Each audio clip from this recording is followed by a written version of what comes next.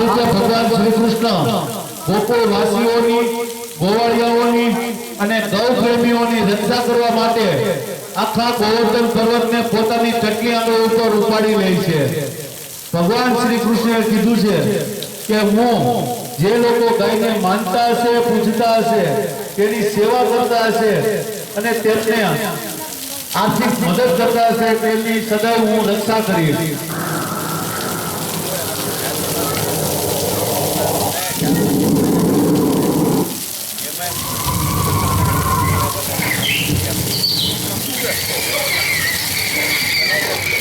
श्री अम्बे मात की।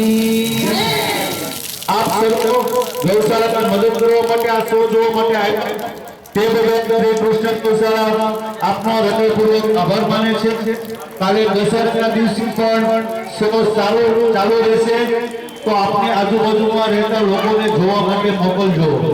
બહારનો દરવાજો ખોલી નાખો।